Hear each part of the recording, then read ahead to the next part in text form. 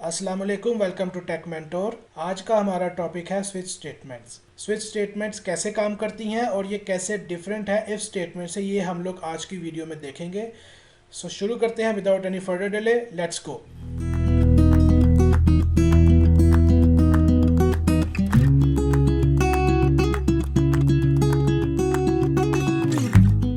अच्छा जी, यहाँ से मैं अपना सोल्यूशन ओपन करूँगा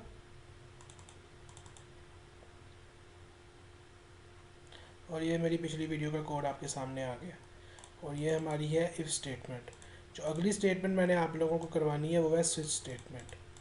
स्विच स्टेटमेंट में और इफ स्टेटमेंट में क्या फ़र्क है, एक बात जहन में रख लीजिए या इसको नोट कर लें कि जो इफ़ स्टेटमेंट है उसके अंदर नंबर ऑफ़ पॉसिबिलिटीज़ बहुत ज़्यादा हो सकती हैं।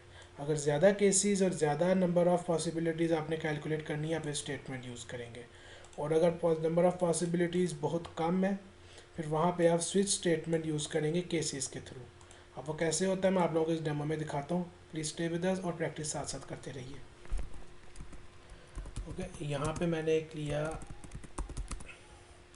इंटीजर टाइप का एक वेरिएबल डिक्लेयर किया, उसको मैंने वैल्यू दे दी 5। बल्कि यहाँ पे इस प्रोग्राम को थोड़ा क्लीन करके लिखते हैं, console dot write enter the value. Okay, integer a is equal to integer dot parse console dot read line. Okay, ये मैंने यूज़र से इनपुट ले लिया। अब इसके बाद मैं क्या करूँगा, यहाँ पे एक लिखूँगा स्विच। ओके, ये स्निपेट नज़र आ रहा है आप लोगों को यहाँ पे। आई गेस इसको मैंने जूम किया, स्विच, ये आप लोगों को स्निपेट नज़र आ रहा है। अगर इस पर टैप टैप करूँगा तो ऑटोमेटिकली मुझे एक कोड ब्लॉक जनरेट करके दे देगा, लेकिन मैं चाहता हूँ कि आप इसको खुद लिखें। स्विच आगे ब्रैकेट, ओके, और यहाँ पे वो वाला वेरिएबल आएगा जिसके ऊपर आपने स्विच लगाना है। तो यहाँ मैंने ए लिखा, उसके बाद ये कर्ली ब्रेसेस लगाई एंड देन मैं अपने केसेस डिफाइन करूँगा इस स्विच ब्लॉक के अंदर। तो मेरा फॉर एग्जांपल अगर पहला केस है 1, ओके, क्योंकि यहाँ पे मैंने इंटीजर वेरिएबल के ऊपर स्विच लगाया, तो यहाँ पे केसेस की जो भी वैल्यू होगी वो इंटीजर में होगी। अगर ये बूलियन होता है तो यहाँ पे बूलियन वाले केसेस मैंने लिखने थे। अगर ये फ्लोट होता है तो यहाँ पे जो वैल्यूज़ मैं लिखता केसेस के तौर पे वो फ्लोट वैल्यूज़ लिख सकता था, लाइक 47.98, 36.212। इस तरीके से आप लोग जो डाटा टाइप होगी उसकी वैल्यू आप केसेस के तौर पे यूज़ करेंगे। तो मैंने यहाँ पे एक इंटीजर डिक्लेयर किया 1, उसके बाद कॉलन, एंड देन यहाँ पे मैं अपना इस केस के ट्रू होने के ऊपर जो भी कोड ब्लॉक एग्जीक्यूट करवाना चाहता हूँ वो मैं लिखूँगा CW tap tap. Okay, user entered 1।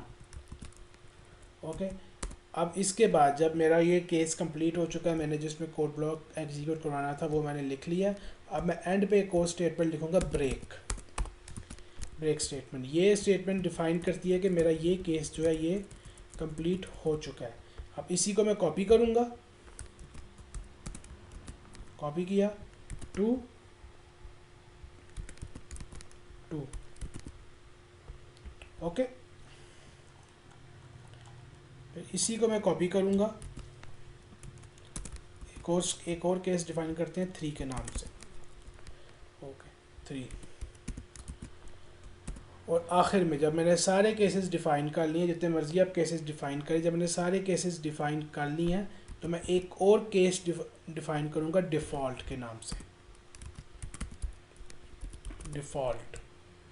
Default उसके सामने कॉलन लगाया और यहाँ पे मैं अपना जो डिफ़ॉल्ट केस है वो इम्प्लीमेंट करूँगा। User has entered invalid number. Okay, और यहाँ पे मैं एंड पे इसको ब्रेक करूँगा। That's it. तो ये लोग आप देख सकते हैं मैंने स्विच स्टेटमेंट मेरी कंप्लीट हो चुकी है। अब इसको मैं एग्जीक्यूट करूँगा इस प्रोग्राम को।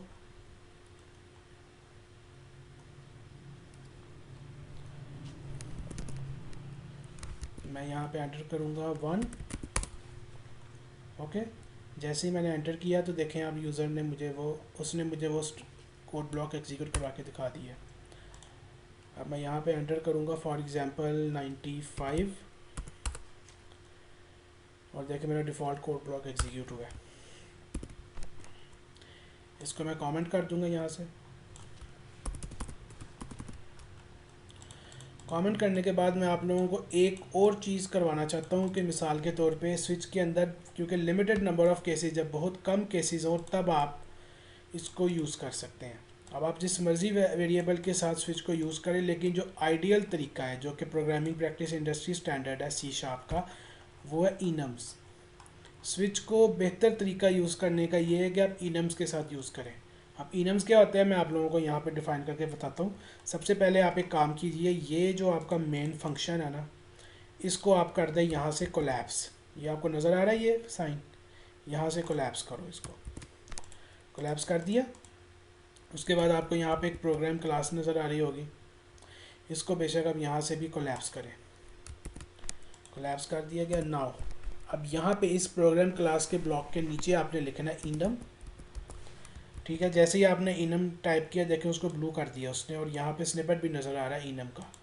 तो इसको मैं दबाएं आप enum, आगे enum के बाद आपने इसको नाम देना कोई ना कोई। इस enum का मैं नाम देता हूँ वीकडे, वीक। ओके, नाम दिया। उसके बाद मैंने कर्ली ब्रेसेस लगाई, एंटर दबाया, और अब यहाँ पे इस कोड ब्लॉक के अंदर मैं अपनी स्विच स्टेटमेंट की वैल्यूज़ डिफ़ाइन करूँगा। बात याद रखें, यहाँ पे enum के अंदर आप जो भी वैल्यू डिफ़ाइन करेंगे, enum के अंदर आप जो कुछ भी लिखेंगे वो उसकी एक वैल्यू कंसीडर होगी। लाइक मैंने एक पहली वैल्यू दे दी मंडे, ठीक है, वीक का एक पहला मैंने डाटा एक वैल्यू डिफ़ाइन कर दी मंडे। उसके बाद आई गेस इसको थोड़ा सिंपल करते हैं, Monday, Tuesday, Wednesday, Thursday, Friday and Sunday. ये हमारा वीक डिफ़ाइन हो चुका है। और इसके अंदर आप एक बात नोट करें, अगर मैं इस मंडे के ऊपर होवर करता हूँ लाइक दिस, इस मंडे के ऊपर अगर मैं होवर करता हूँ तो आपको यहाँ पे नज़र आ रहा होगा week dot Monday is equal to 0। Okay, वो पहली वैल्यू जो होगी उसको बेसिकली 0 असाइन कर देगा ऑटोमेटिकली, इंटीजर वैल्यू। उस हिसाब से फिर ट्यूसडे जो है 1, वेडनेसडे 2, थर्सडे 3। अगर मैं यहाँ पे मंडे को वैल्यू देता हूँ 1, फॉर एग्जाम्पल मंडे को मैंने खुद वैल्यू असाइन कर दिया 1, आप इसको इंटीजर वैल्यू असाइन कर सकते हैं। 1 असाइन किया तो ट्यूसडे ऑटोमेटिकली 2 हो गया, वेडनेसडे 3 हो गया, थर्सडे 4 हो गया। यहाँ पे अगर मैं वैल्यू देता हूँ -10 लाइक दिस, तो अब देखिए ट्यूसडे जो है वो -9 है, वेडनेसडे -8 है, उसी तरह से फ्राइडे जो है -6 है। लिहाजा इसको मैं यहाँ पे अभी डिफ़ॉल्ट वैल्यू पे मंडे पे ही रहने 0 पे ही रहने दूंगा। तो इसकी 0 जो डिफ़ॉल्ट वैल्यू है, इसका मतलब है कि मंडे का जो इंटीजर में अगर कन्वर्ट करेंगे इसको तो उसका मतलब होगा कि 0।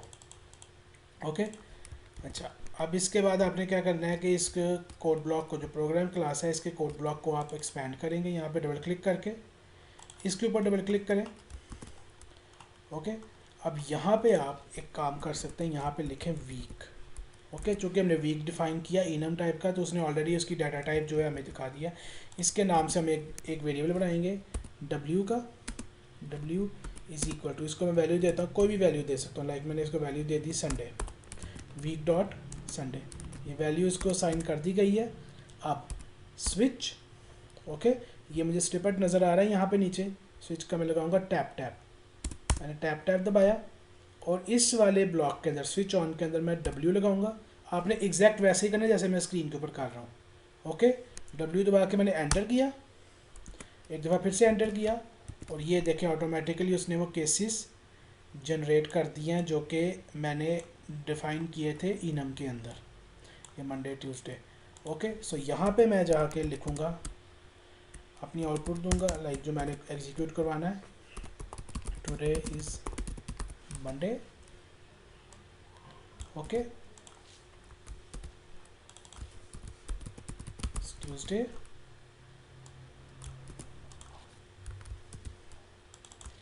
is Wednesday, जी ठीक हो गया। यहाँ पे मैंने सारे केसेस डिफाइन कर दिए हैं। नाउ अब मैं इस प्रोग्राम को एग्जीक्यूट करूँगा। Okay, so you can see here, यहाँ पे उसने वो वाला जो केस मैंने ऊपर उसको वैल्यू दी थी w को, वो उसने केस एग्जीक्यूट कर दिया है। तो बेस्ट स्टैंडर्ड यही है कि आप जब भी केस यूज़ करें साथ में इनम के साथ यूज़ करें, क्योंकि अगर आप यहाँ पे स्विच की अगर आप इंटीजर की वैल्यू के साथ यूज़ करेंगे, इंटीजर की वैल्यूज़ बहुत ज़्यादा है। लाइक मैंने आपको बताया था लास्ट वीडियो में, ये -4 बिलियन से +4 बिलियन के दरमियान वैल्यू स्टोर करवा सकते हैं। तो इतने ज़्यादा केसेस जो हैं, तकरीबन 8 बिलियन केसेस बन जाते हैं, वो बनते हैं। वो हम यहाँ पे इतना लंबा कोड लिखना ह्यूमनली पॉसिबल नहीं है, पहली बात तो ये।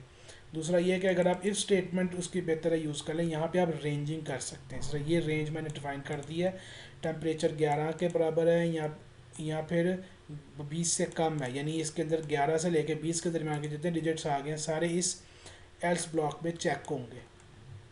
ओके, और ये हमारी दोनों डिसीजन स्टेटमेंट्स मुकम्मल हो चुकी हैं। अब एक आखिरी चीज़ मैंने आप लोगों को करवानी है, that is ternary operator. Okay, यहाँ पे मैं रीजन क्रिएट करूँगा, एक और रीजन क्रिएट करूँगा, इसको वैसे एंटर करें। यहाँ पे मैं लिखूँगा कंडीशनल ऑपरेटर। इसको कंडीशनल ऑपरेटर भी कहा जाता है, टर्नरी ऑपरेटर भी कहा जाता है, और ये इसका एक्सप्रेशन होता है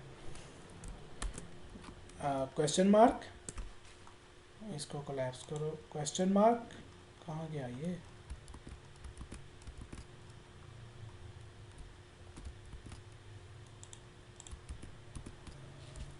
ओके, कंडीशनल ऑपरेटर और इसका एक्सप्रेशन है क्वेश्चन मार्क और कॉलन। ओके, सबसे पहले हम लोग ये करेंगे कि यहाँ पर एक कंडीशन डिफाइन करेंगे। अगर वो कंडीशन ट्रू होती है तो ये वाला कोड ब्लॉक एग्जीक्यूट होगा। इसको मैं कमेंट करता हूँ। अगर वो कंडीशन ट्रू हुई ये वाली, तो फिर क्वेश्चन मार्क के आगे वाला कोड ब्लॉक एग्जीक्यूट होगा, और अगर फॉल्स हुई तो जो कॉलन वाला पार्ट है उसका पार्ट एग्जीक्यूट होगा। सो लिहाजा हम इसको करके देखते हैं, ताकि एक डेमो देता हूँ ताकि आप लोगों को बेहतर तरीके से समझ आ सके। मैंने एक वेरिएबल बनाया, integer a is equal to 45। Okay, नीचे मैं एक बुलियन वेरिएबल बनाता हूँ, bool condition is equal to, बल्कि इसको मैं नाम देता हूँ रिज़ल्ट का, result. Okay, result is equal to a is greater than 35। Okay, if a is greater than 35 तो ये ट्रू रिटर्न करेगा। इसको इस बूलियन वेरिएबल को वैल्यू ट्रू असाइन हो जाएगी, और अगर फॉल्स होती है ये कंडीशन तो फिर यहाँ पर इसको वैल्यू फॉल्स असाइन हो जाएगी। ओके, और एंड पे हम इसको क्या करते हैं, प्रिंट करवाते हैं।